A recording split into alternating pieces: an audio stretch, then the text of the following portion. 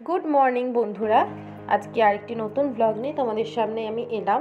আজকে বলতে পারো আমার কাছে একটা ভীষণ স্পেশাল দিন, তো তাই আর কি একটু কিছু তোমাদের সাথে শেয়ার করার চেষ্টা করলাম।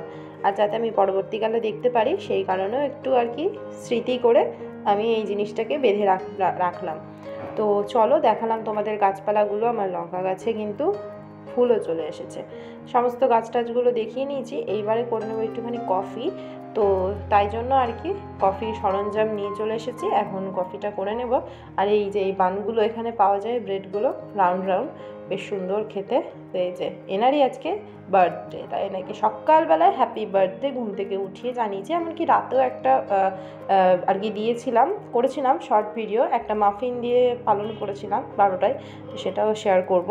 স্নান ধান করে ছাদে জামা কাপড় মেলতে গিয়ে তোমাদের ছাদের ওপর থেকে ভিউটা দেখাচ্ছি, মানে অপূর্ব সুন্দর। চারিদিক দিয়ে কিন্তু পাহাড়ে ঘেরা এই গুয়াহাটি শহর।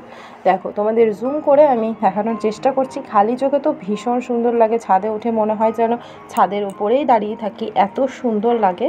তো সেটাই তোমাদের একটুখানি দেখানোর আর কি চেষ্টা হচ্ছে, যে ফোনের ক্যামেরায় তো আমি ভালো মতো ক্যাপচার করতে পারছি না। তো এই দেখো আমি স্নান ধান করে পুজো টুজো দিয়ে একবারে রেডি হয়ে মেলতে এসেছি। রেডি হয়েছে বলতে এই জামা কাপড়টা পরে নিয়েছি, যাবো একটু ট্রেন্ডসে।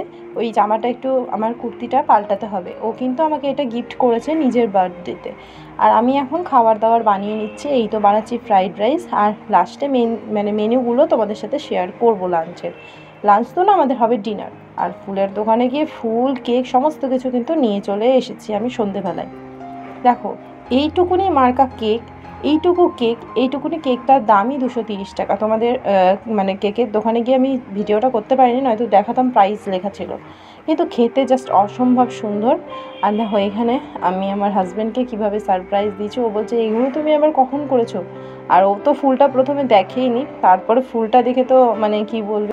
আর এইবারে হবে কেক কাটিং, মেয়েকে নিয়ে বসে গেছে। আর ও আমাকে নিজের বার্থডেতে একটা কুর্তি, একটা পার্স, এইগুলো কিন্তু গিফট করেছে। ছেলেরা বোধহয় এইরকমই হয়, নিজেরটা কিন্তু একবারও ভাবে না যে আমার এইটা নেই, আমার সেটা নেই। তারা কিন্তু সবসময় এটাই ভাবে যে আমার মেয়ে বাচ্চা কী পরবে, কী খাবে, কী করবে। হ্যাঁ, হয়তো আমি জানি না সবাই তা ভাবে কি না, সবাই সেটা হয় কি না, কিন্তু আমি আমার বাবাকেও এই জিনিসটা দেখেছি। এমনকি আমার হাজব্যান্ড, সেও এইরকমই ধরনের।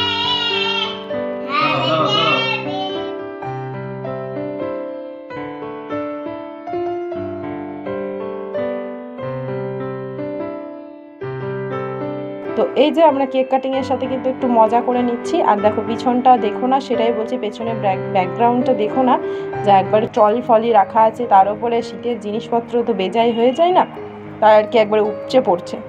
তো এই আর কি। আবার অনেকে বলে নাকি ছেলেরা ভালোবাসা প্রকাশ করতে পারে না, ছেলেরা ভালোবাসতে জানে না।